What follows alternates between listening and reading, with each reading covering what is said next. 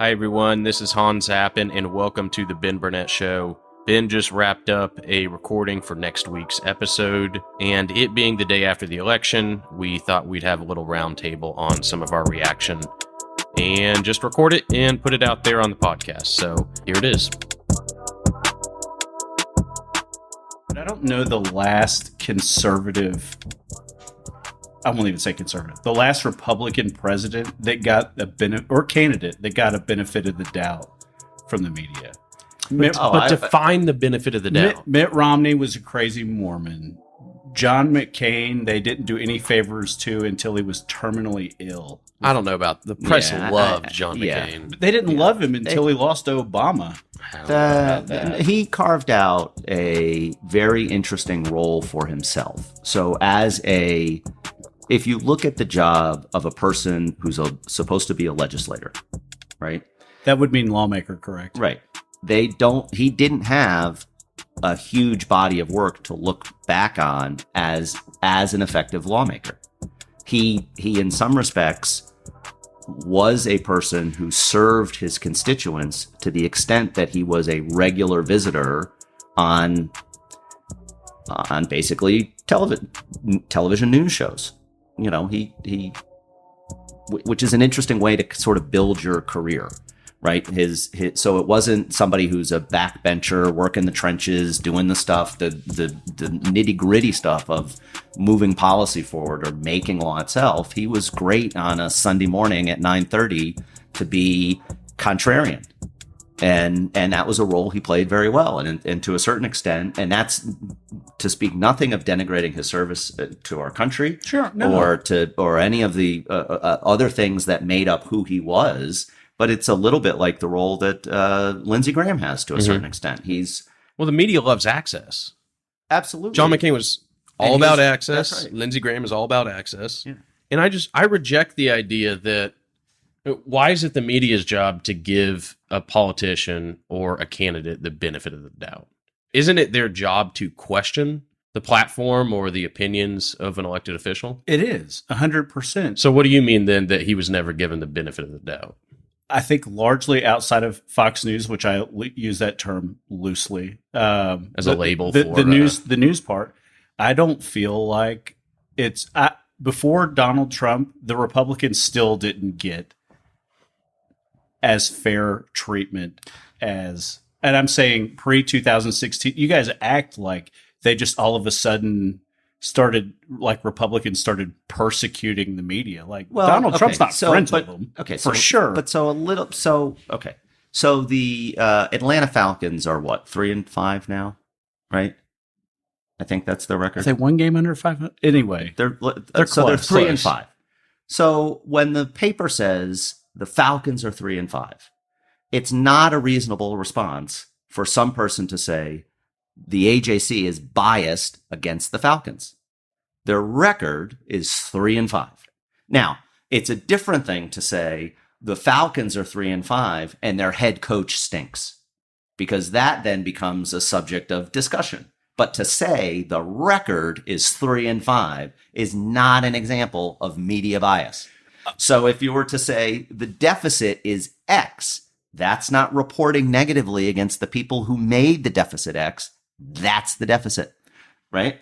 The temperature yesterday was a high of 85. That's not biased against people who want cooler temperatures. I have this conversation with people all the time.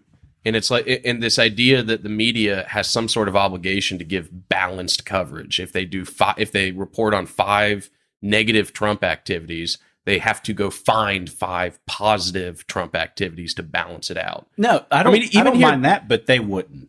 Insert George W. Bush. It was WMD. I mean, that's a bad example because in the last 4 years of his deal, the wheels were falling off. So what I think that the first W, that's a good. But people do expect that.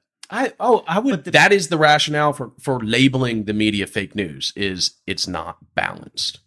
Well, it has to do. Well, so my recollection is that that term in and of itself, which now obviously has become sort of the common parlance, came from the fact that people weren't seeing what they thought they should be seeing on social media and Facebook and whatnot. And so when Facebook said, we have people who look at the headline, and when it says Hillary Clinton is the worst person in the world because of non-actual thing, and we go, that's not actually a thing, so we're not really going to spread that because that's sort of so to go back to the analogy, when somebody writes an article and says the real reason why the Falcons are 8-0, and you go, dude, the record's 3-5, and they go, no. I'm going to tell you the real reason the record's 8-0, and they're going to go, yeah, we're not actually going to put that out there. And they go, well, see, that's an example of your bias. You don't want people to know that the Falcons are really 8-0. Mm-hmm. And people were effective about changing the way that the Falcons are 8-0 articles got treated the same as the Falcons are 3-5 articles. Right. And that's where the genesis of fake news really sort of began. That notion on self-serving, self-reinforcing, non-factual stories getting treated the same as facts. I believe it's both ways. Jim Acosta has worked at CNN for how long? 17,000 years. I mean, we'll go with 1 decade plus, just to give him the benefit of the doubt. He's worth so much more money today than he was in 2015 because he's made himself kind of that martyr to the argument. The you are fake news is it him? So while and Donald Trump is the best thing to ever happen to that guy. I don't think from a business perspective, because he could go to Fox or MSNBC tomorrow and they'd be like, yeah, he's going to treat you like garbage. Come on, tell me your number. And so I think that there's a business there that is somewhat self-serving. It's convenient to be persecuted when you're the media. It's where it has a cumulative negative effect is if I have doubts that my program or platform or policy is either ineffective or not what I say it is, then it's in my interest to have you doubt the veracity of the person who challenges that. Sure. Right? Yeah, so absolutely. when you talk about the media doesn't treat conservatives fairly or doesn't treat Republicans fairly and that it's biased, right? The real question then I think that what that gets at is does what the media is reporting on reflect where people are in their lives on issues? So when you look at in a different example, but sort of in the same way, here in Metro Atlanta, all of the big 5 counties, Fulton, Cobb, DeKalb, Clayton, Gwinnett, right? Mm-hmm. Voted for Hillary Clinton. I suspect if you were to look at the results from last night, those same counties voted for Stacey Abrams, right? Mm-hmm. And yet, on the number 1 news talk radio station, there is not a single voice that is anything other than conservative, right? So it doesn't reflect. They know their audience. But do they? No, well, I'm saying that because they're making money there. Absolutely. I mean, they know where their bread's buttered. Eric Erickson. But I would argue they have no idea how the butter would work on the other side of the bread, mm-hmm. because it doesn't necessarily reflect the way people are voting in that community. Well, it's like, right? That's fair. It's the Pod Save America guys. Yep. Crooked media has proved you can have and those guys are so successful. Mm-hmm. And I think that there's a ton to be said. It's the niche. I mean, if people are listening to podcasts and you know this and I know this, and it's part of the self-serving reason I agreed to do it was that the vast majority of people who podcast are around a political sphere are liberal. Why on earth, if you guys offered me that platform and that access, would I turn that down it's the largest voting bloc in the country. As a conservative who may want to take a look at something down the road, and you look at this and think, you don't think I can build a brand? At least some 27-year-old kid, if I do this right, will know who I am.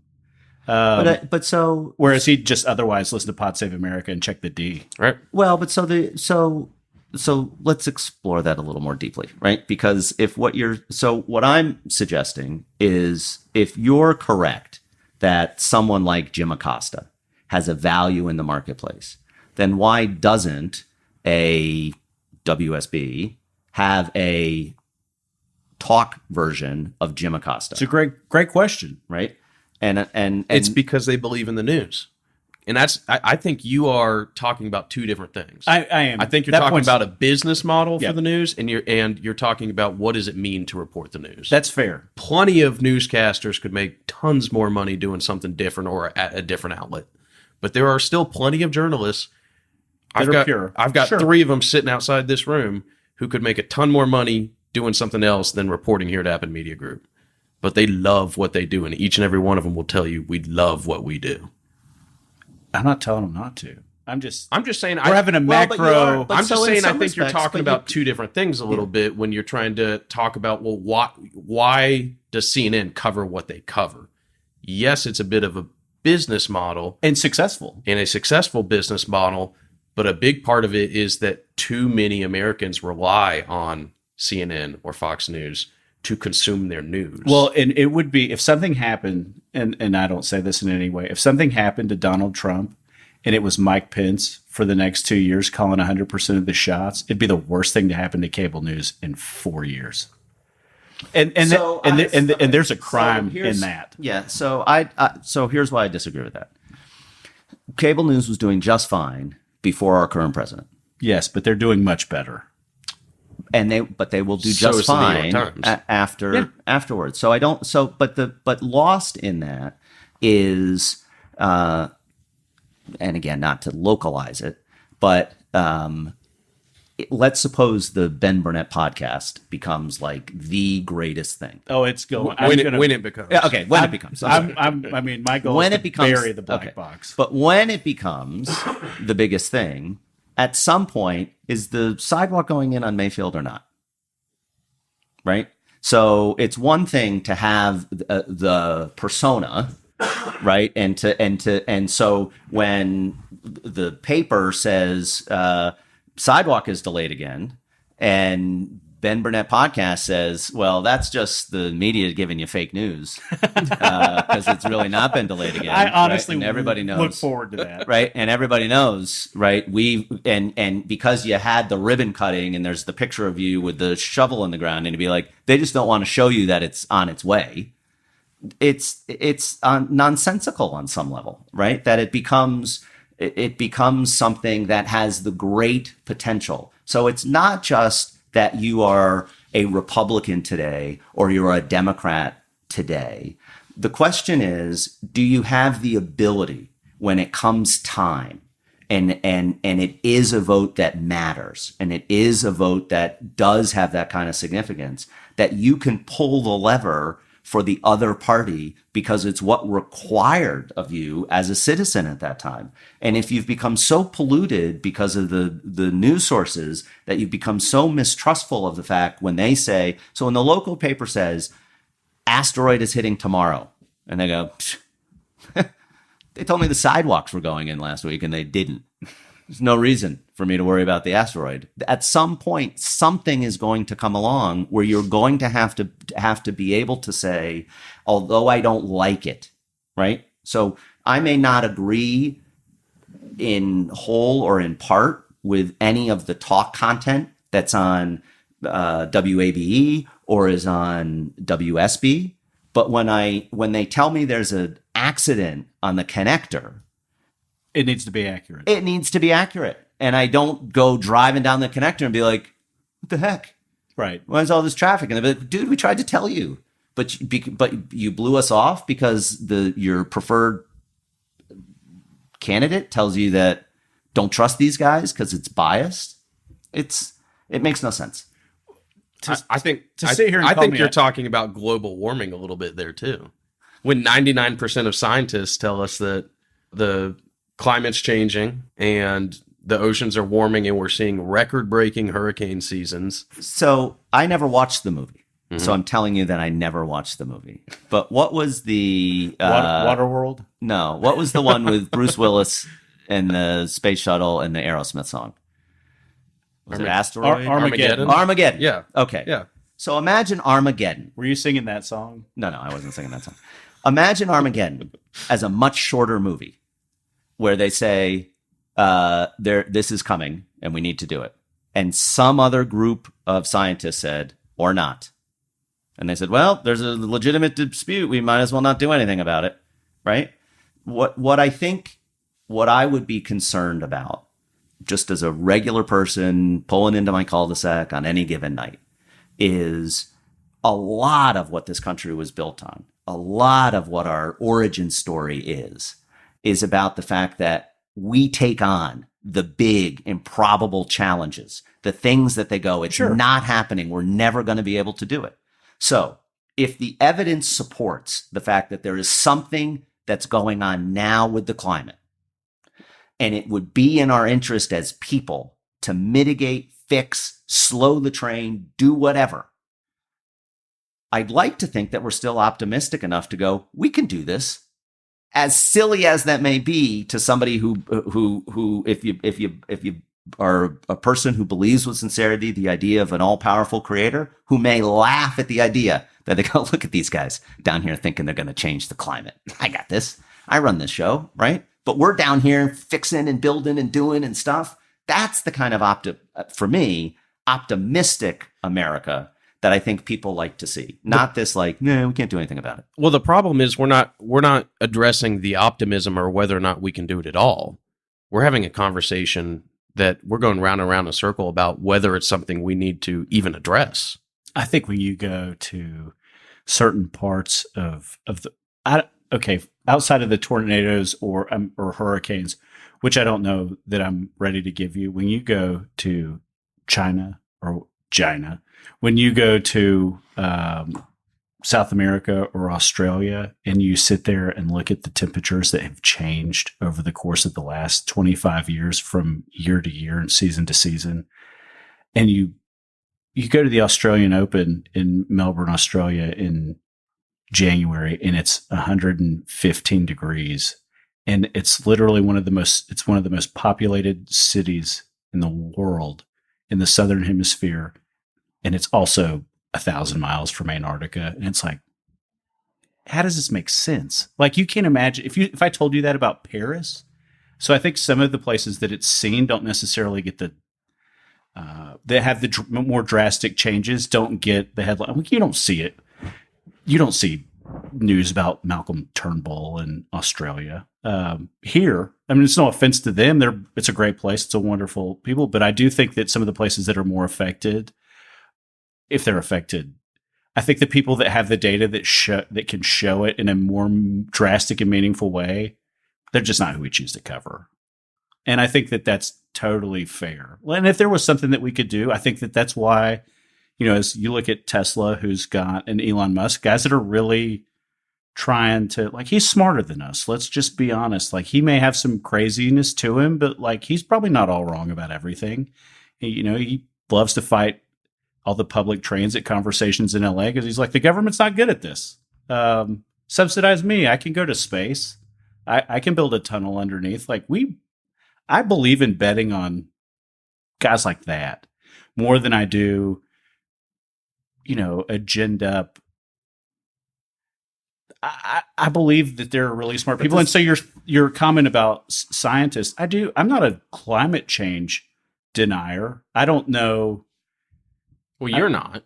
I'm not. I don't know, but I don't know that the hurricane activity is mutually exclusive that we see. We get one hurricane a year that runs through the Gulf. Maybe it goes to Houston. Maybe it goes to New Orleans. Maybe it comes up the Panhandle. Like, hasn't it always? Not like this.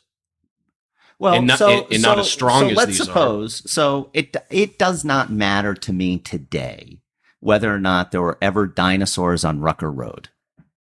It only matters to me if there are dinosaurs tomorrow, right? So I don't care what the climate was like the day all the dinosaurs died. But if there were hypothetically dinosaur scientists walking around going, I think all these volcanoes are bad, right? And they were like, dude, I'm a T-Rex. I can't even tie my shoes. Right. Like, what do I got to worry about volcanoes for, right? And I would hate to think that there is this kind of commingling of challenges where the same thing that drives skepticism about quote unquote fake news or the same thing that drives whether or not we should or shouldn't do something about global warming. Or it would be like saying, well, Alpharetta is going to have a terrible problem with school crowding, overcrowding.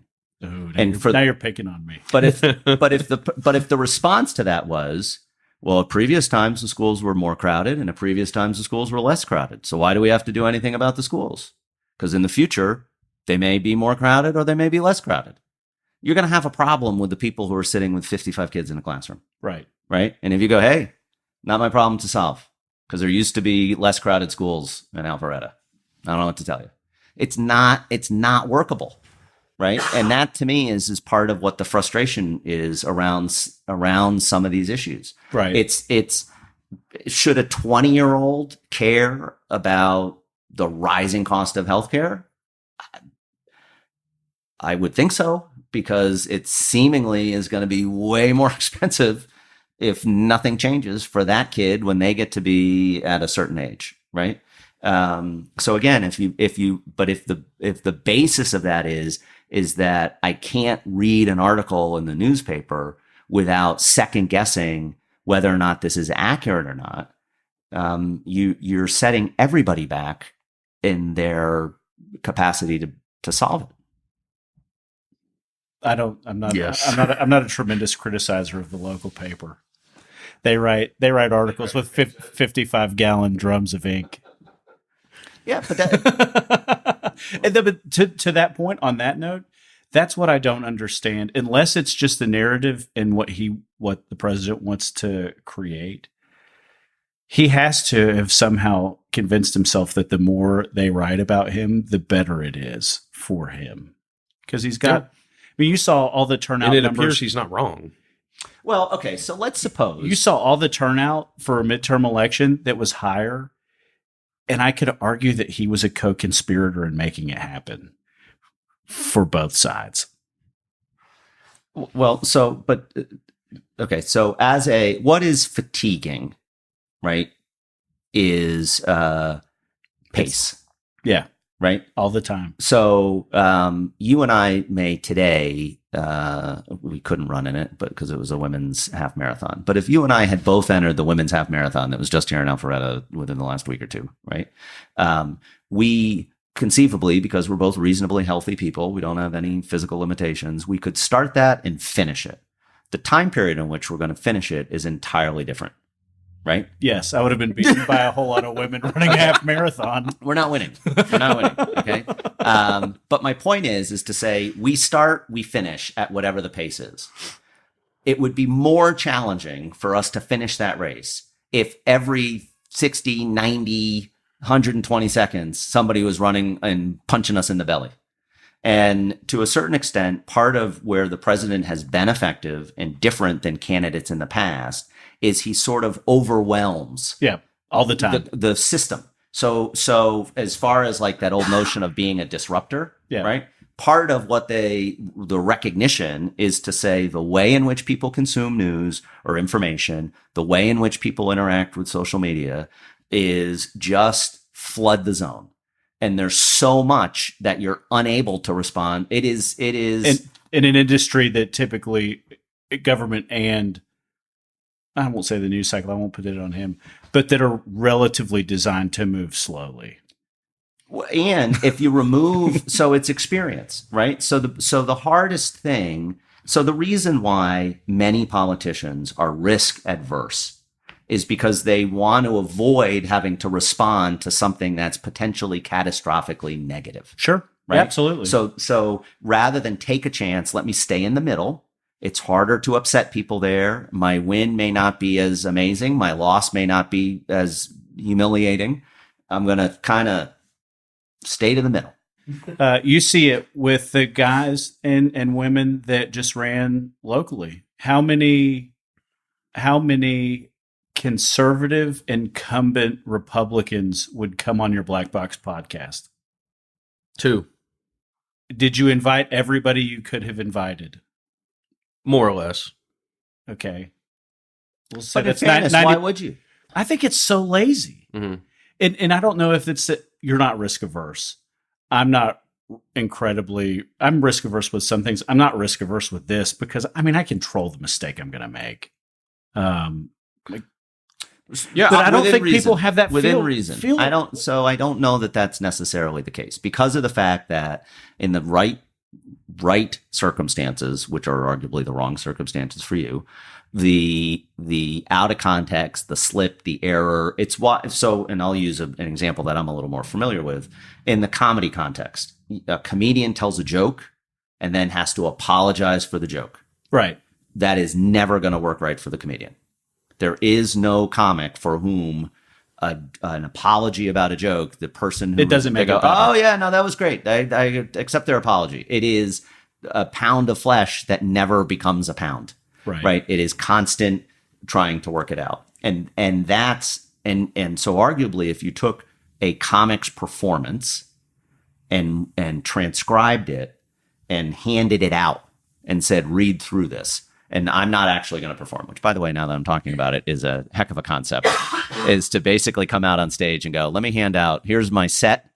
I'm just going to sit here and read at your leisure as the way you present your material. 2/3 of the way through, someone's walking out. Someone's going, what is this? Oh, my God. If you even go 2/3, right? They read to some part and go, what is this? And how could you say that? And what, right? Because it's taken out of the environment in which it's said. So it's one thing to have a podcast, to try to engage in a conversation or whatever the interview is, with the concern that says whatever the original audience is that listened to it, that recording kind of lives forever.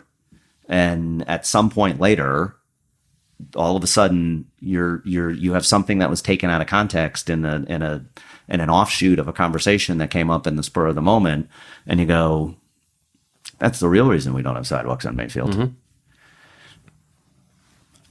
It's okay.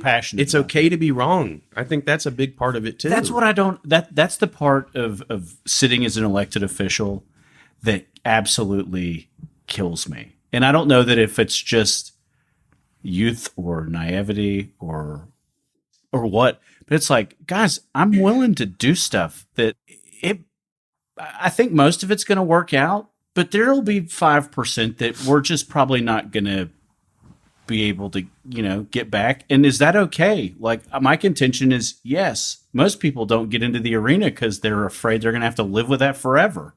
And I just don't I feel like they're all, in general, if you own it, and I don't care what the industry is, if you own your mistakes, I think it makes you more likely it makes it more likely that people are going to cheer for you.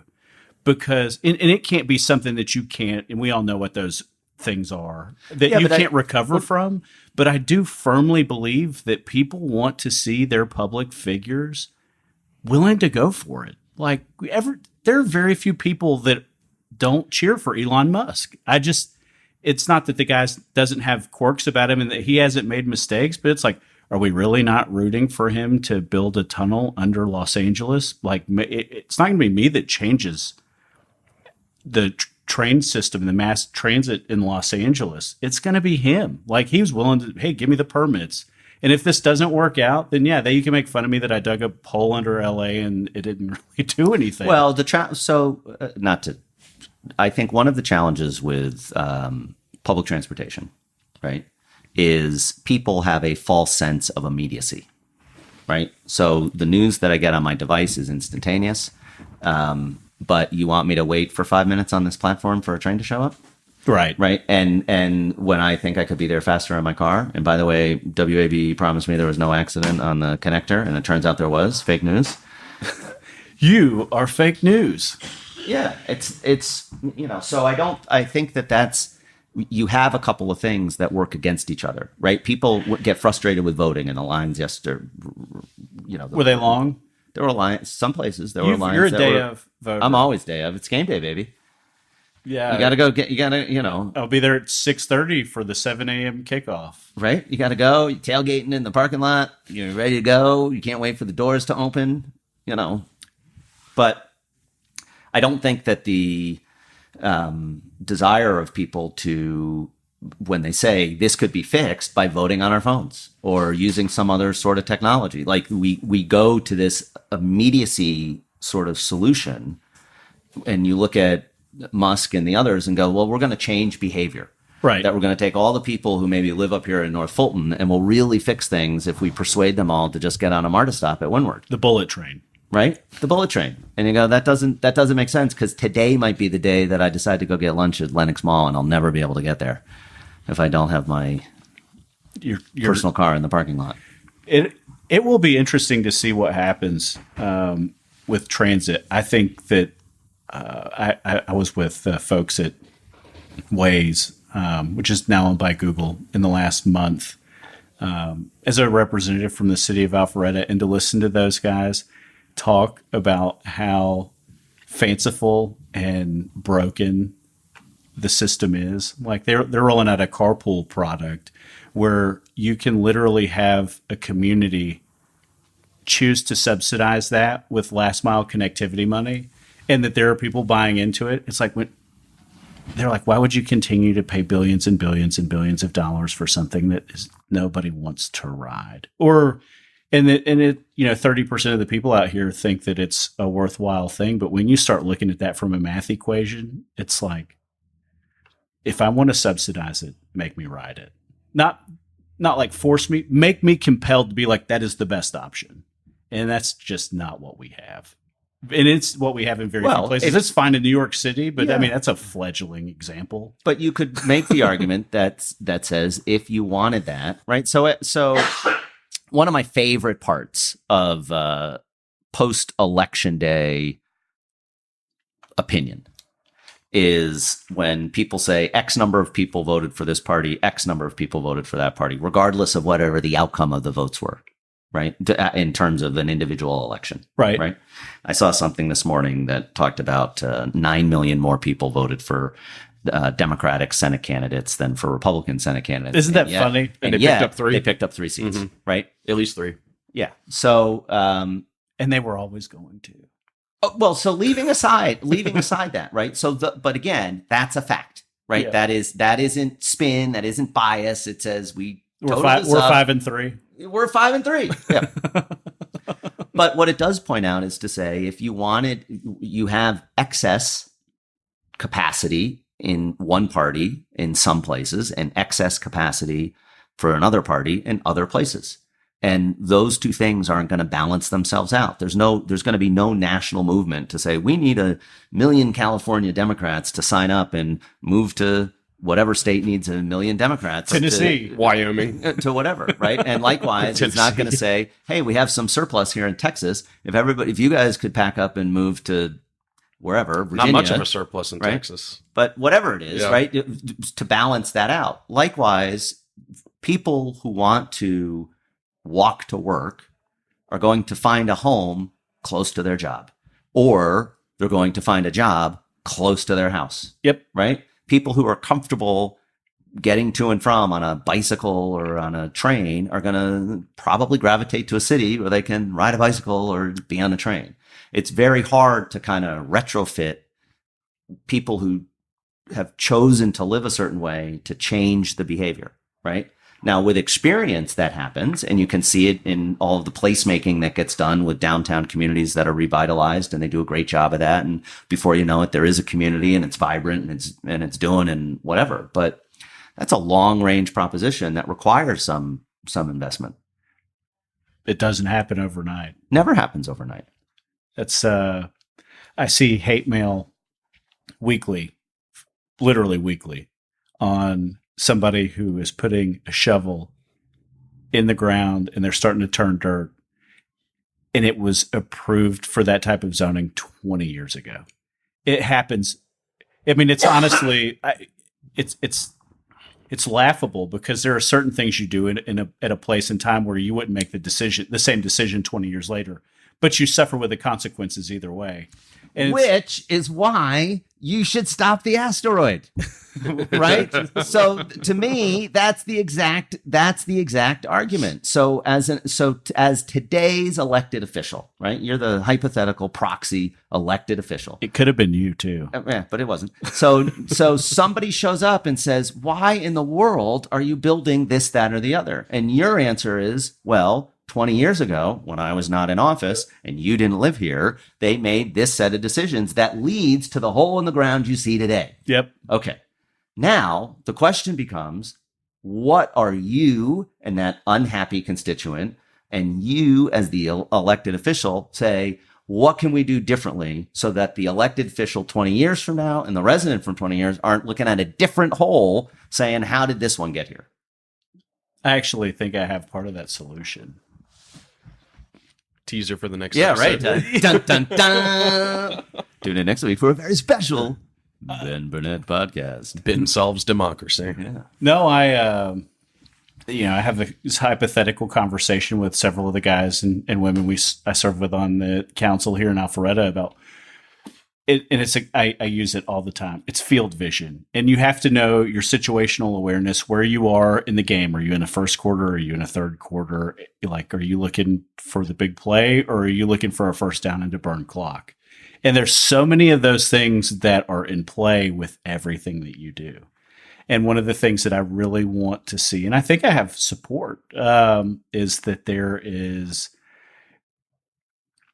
people get bugged by the replacement of utilities. And so if we started to put all new development where they had to put them underground and it was conditioned like by ordinance, by law that you had to do it, it makes some of that, at least when they go to redevelop it in 20 years, you know that while it's going to be a hole, it'll at least be nicer to look at when that day comes. But I don't know that's not a sexy headline for your paper. But stay tuned. No, not. I would agree with you that is. That's pretty boring. Yeah. Don't tell me what is and isn't sexy, Ben. Yeah. If you guys I'll can love put that that, on the yeah. front page. Underground utilities. Yeah. Well, I want to hear what you guys thought about the local stuff.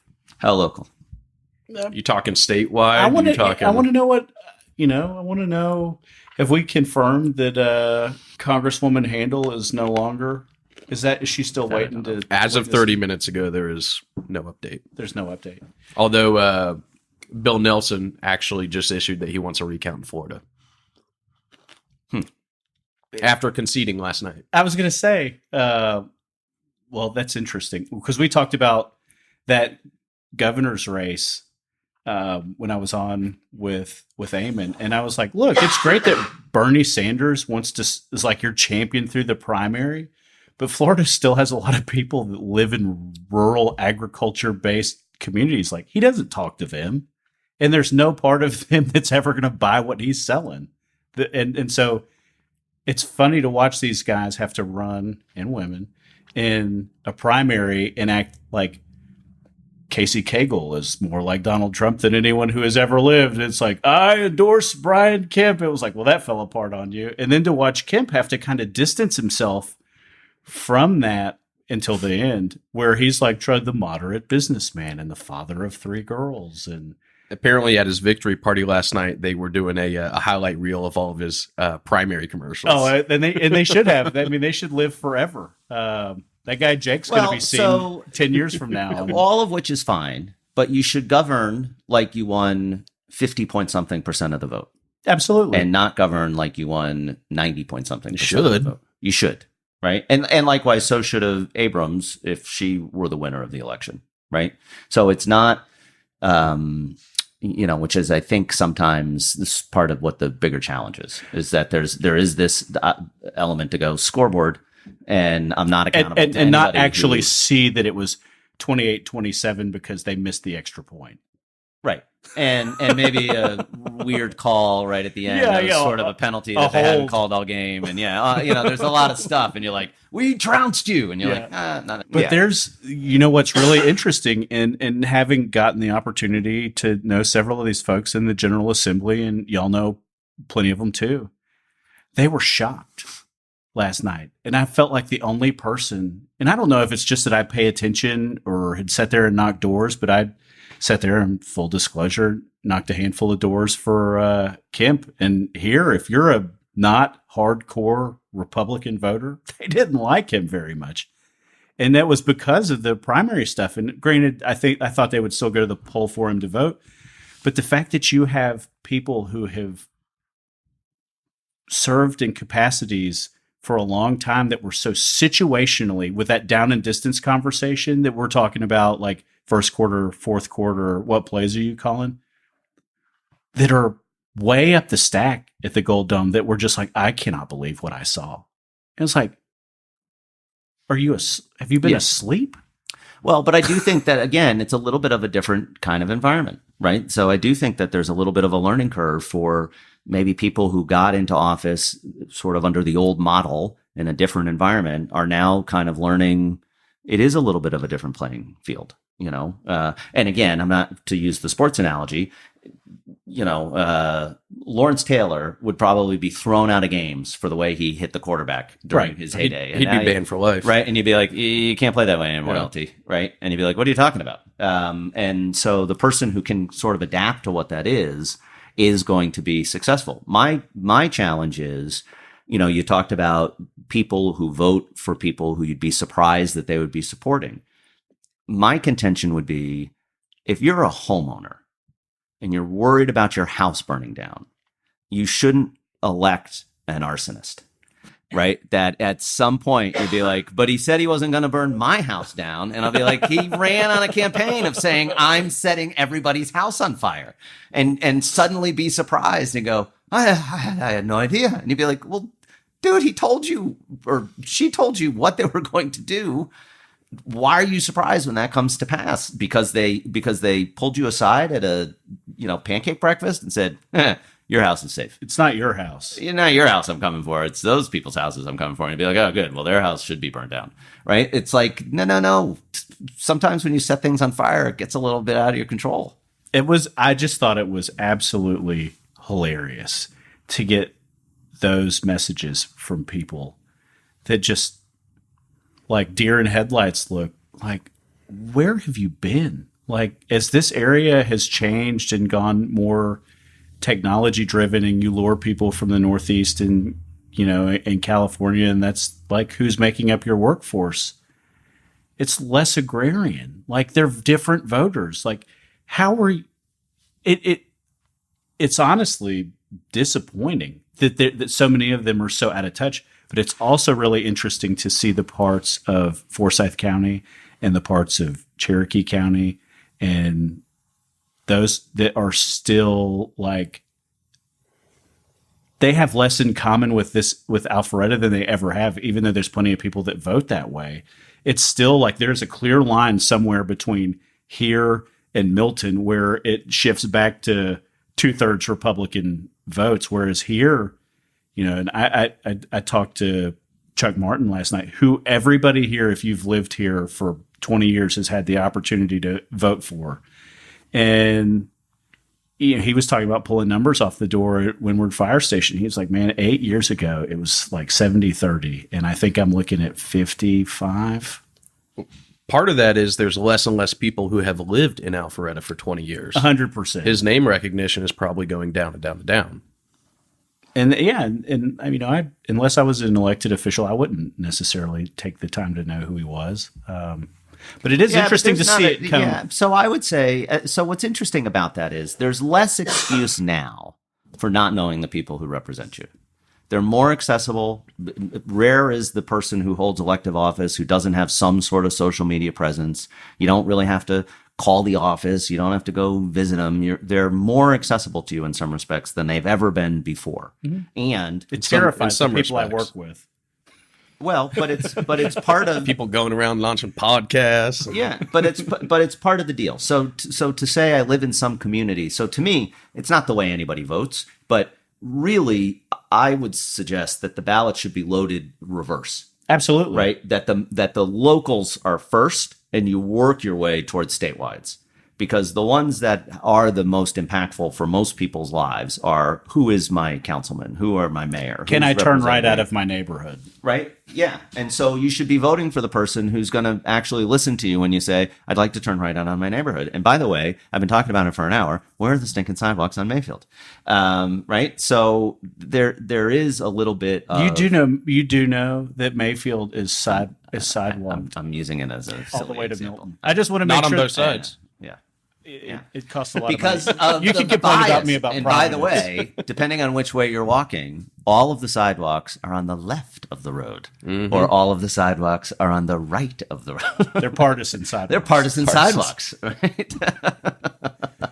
But right, so to me, the biggest thing that I get a kick out of here in Georgia, so I've called Georgia home full-time or part-time since 1989, right? There are a lot of New York Yankee baseball hats and Boston Red Sox hats and Michigan Chicago jerseys Cubs. and Chicago Dodgers. Cubs Yeah. out there at our parks, at Wills Park and North Park on a Saturday afternoon for whatever those sports are. And yet, when you turn on the radio and you hear the political ads, you'd be like, they want those California values. Those liberal values are coming to our state. And I'll be like, dude, those are the volunteers at your school. The person who's checking your kid in and out of school most likely grew up someplace other than Georgia. They what make your community vibrant. They're the people who are customers at your business. They're your coworkers. They're your teammates. They're the parishioner kids' next to you at teachers. the church. They are. This entire state is made up of people who have come from other places. And part of what makes us a good state is the fact that they've brought those values with them and they've changed the way we think about ideas and how we interact with other people. And it's not anything to shy away from. It's not like the chicken pox and you're going to get infected.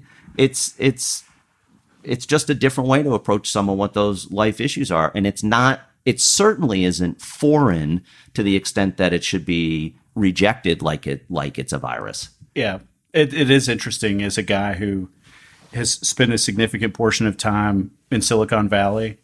They're the smartest people in the entire country. Like, you don't have to agree with everybody from a political standpoint, but you walk on Google's campus, and if I could bring it here, I'd do it tomorrow. Because they're smart, they have good ideas, they invent really cool stuff, they make lots of money, they make a community better, they give it more options, they give it more ideology. And I think that you see is that knowledge economy, and you see it here because it's one of the winners, and then you look at places like, Mobile, Alabama, or Macon, it's like, they're only going to get left further behind. And I think that conversation is something that Republicans have got to get to a place where you cannot maintain the level of entitlement spending as the baby boomers die off without having a strategy around immigration. And you can't just bury your head in the sand and say, because you either have to have entitlement reform or you have to have people that are willing to take agriculture jobs. And I think the fact that people choose to not have that conversation in an honest and ethical way is brainless. Because if you look at who has built this country during the times where it has been so good, it ain't people like me. And it's not people that look like you. They're not journalism majors. They're not lawyers. They're brick masons. And so many people come to this country and pay taxes. And the fact that we still don't have a legitimate, good way from a pathway to citizenship, the Republicans it is so shameful that they weren't able to figure out something that they could agree with when they had the House and the Senate, and they just didn't do it. But okay, so hypothetically, let's suppose one of the reasons why they couldn't do that is because they made an investment in securing the seat by creating and more coal burning jobs and an inaccurate description of what the problem was. Right. So it's very hard once you basically go, there is a giant monster that everybody should be afraid of. And I'm the only person who can protect you from the monster. So please vote me in. Right. And then you get in and you go, turns out it actually isn't a monster, and he's kind of good to have around the house. And it turns out that he's making a ton of money for us. He's the guy who's paving roads. Yeah, so everything's cool, everybody. Well, it goes back to the inability for elected officials to have any sort of personal growth based off of their losses or being wrong in scoreboard watching. Part of the political atmosphere is that I just want to win. And I want to elect candidates who are going to win. I want to nominate candidates who are win more so than I want to nominate candidates who directly align with my values. Well, but it depends on how, I guess, you're what the scoreboard is, right? So hypothetically, if the economy is good and likely to continue being good, and it's been pretty good under the old guys, right? It's harder to run on, I'm going to be different on the economy. Yeah. Right. Because it's going to be even bigger. Yeah. Like it's good, but it's Right. but it's going to be better. Right. So that's kind of hard. And if you don't really necessarily have a solution on something like healthcare for whatever reason, that's a thing that people care about, but you don't really have any great answers on that. Or certainly ones that you feel like you can implement. And technology has made people's lives better and they're kind of more connected. And, you kind of run through the list of how do I differentiate myself from the other person? And there really aren't many because there aren't real risks. We have the luxury of arguing about a millage rate because we got rid of the dinosaurs on Rucker Road. Right? We don't, if there were still dinosaurs on Rucker Road, I don't care what the millage rate is because I'm going to get stomped on by the T-Rex. Right? And so to me, that's kind of where we found ourselves that in order to move people to action, they've sort of been desensitized to a lot of the old stuff that might have motivated them. So the motivators have to become more extreme, which kind of backs you into a corner.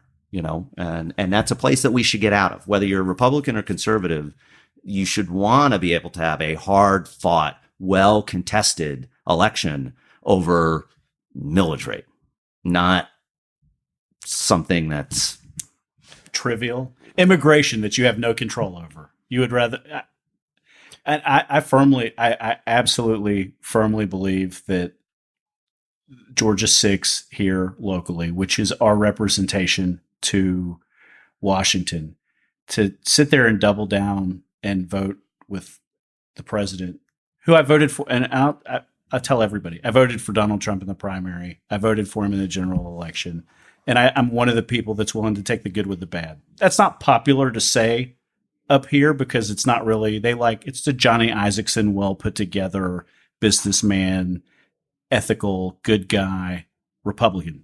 That wasn't who I had on the ballot. My issue with it is only for the person who, in theory, voted for him because they like to watch people play with matches.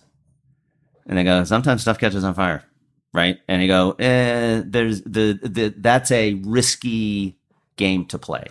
Like there's a time and a place, and is this the time or the place? And you're halfway in at this point to say, are you at the point where you've watched for 2 years, they kind of spark and you go, well, is that one going to take? And then spark, and is that one going to take?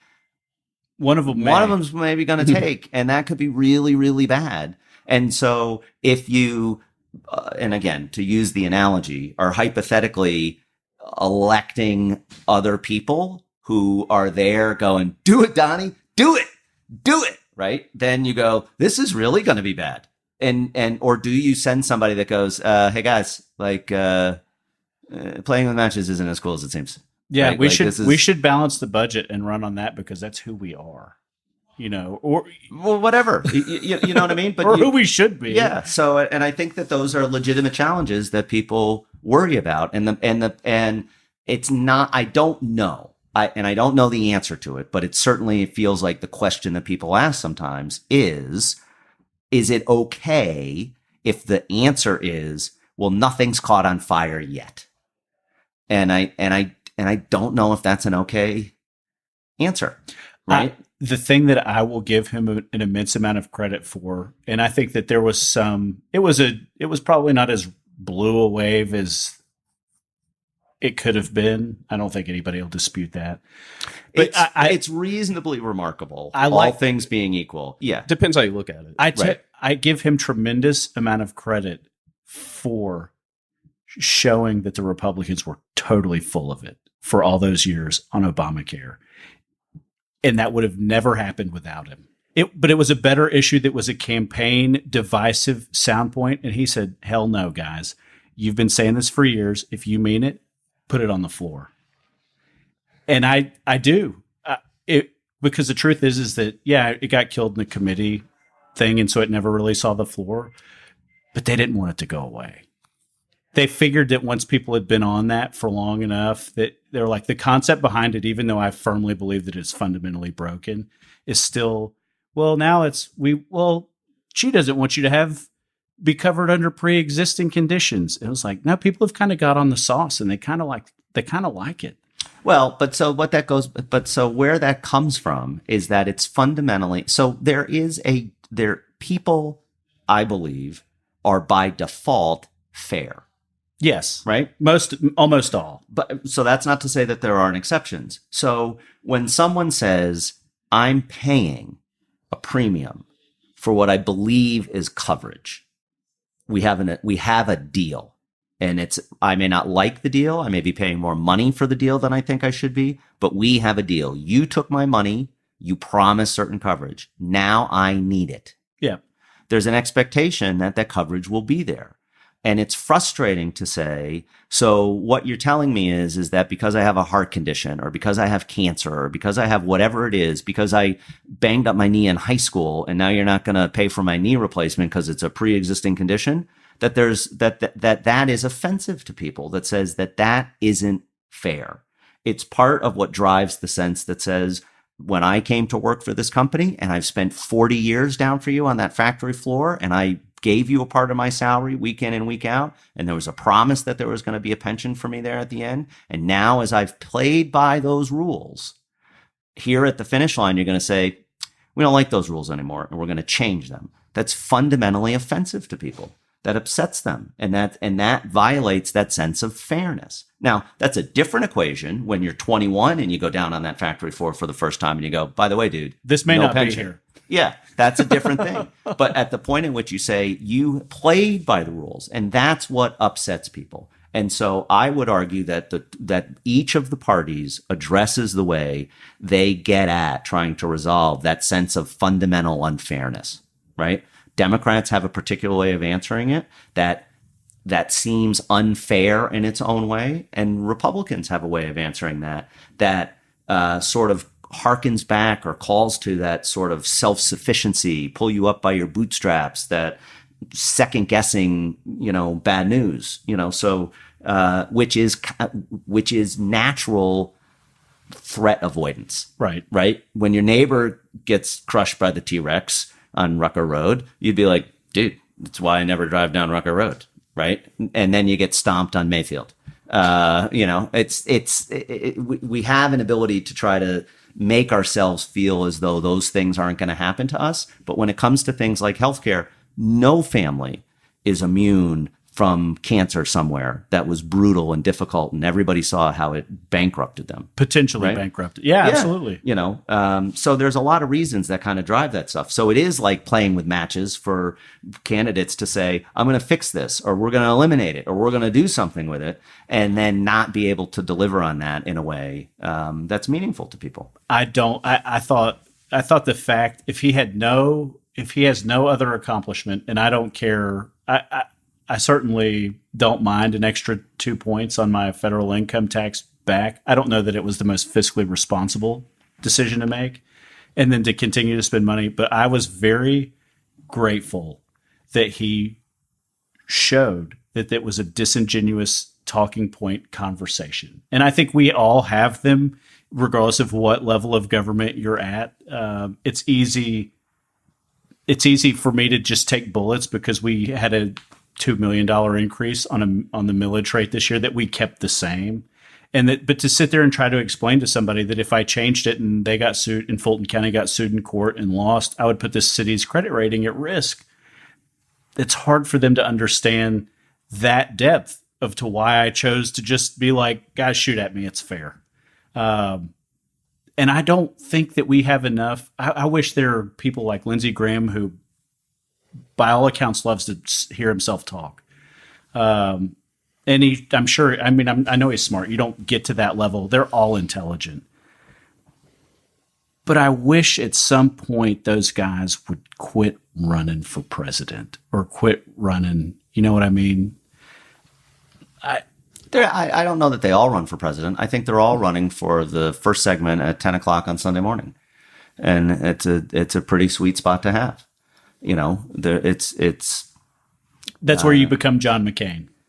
And again, so so earlier in a discussion about Jim Acosta, right, that it's good for his brand to have a certain amount of notoriety.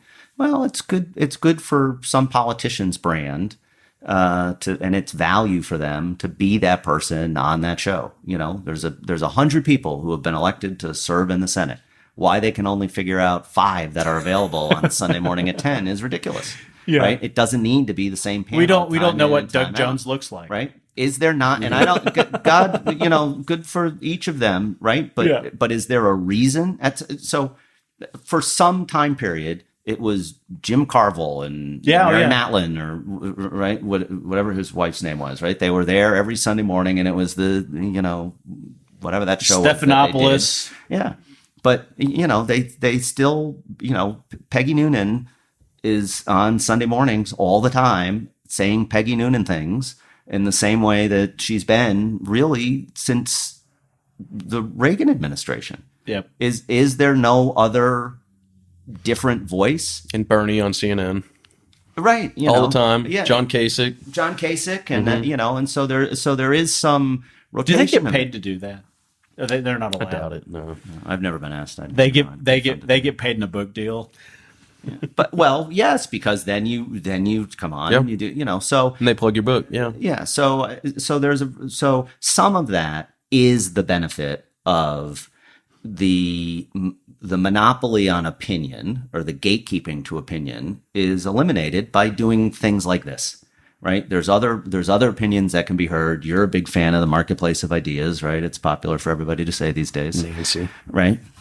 But it's true. We're going to rename this the Nancy Pelosi Show, brought to you by Ben Burnett. I thought we were going to name it Where's the Sidewalks on Mayfield? Right? The podcast all about... They're down there on the left.